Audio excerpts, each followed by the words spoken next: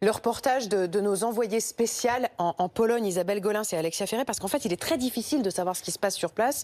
Les autorités polonaises empêchent les journalistes de passer. Voici leur reportage. Nous roulons en direction de Kuźnica, l'un des postes frontières avec la Biélorussie, là où sont actuellement bloqués plusieurs milliers de migrants. 100 km avant notre arrivée, nous recevons un message sur nos téléphones. La frontière polonaise est fermée. Les autorités biélorusses vous ont menti. Retournez à Minsk. Message donc envoyé par les autorités polonaises sur les portables étrangers. Message qui s'adresse aux migrants, mais que tout étranger reçoit lorsqu'il s'approche de la frontière. Sur la route, peu de présence policière, mais à 5 km de la frontière, nous apercevons un premier point de contrôle. Bonjour.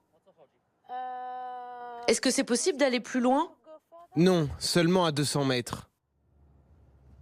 Après 200 mètres, nous ne sommes plus autorisés à avancer.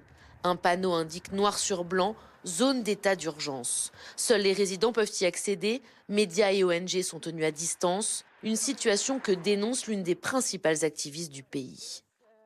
C'est fou que personne ne puisse confirmer officiellement ce qu'il se passe de ce côté. Nous sommes dans l'Union européenne et on devrait pouvoir intervenir dans ce genre de situation. La veille, elle a reçu un appel d'une famille kurde. Dans ce groupe, il y avait 9 enfants et une dame âgée qui n'arrivait plus à marcher. Ce n'est pas un endroit où passer la nuit pour un enfant. Depuis cet été, au moins 10 migrants ont perdu la vie près de cette frontière, dont 7 du côté polonais.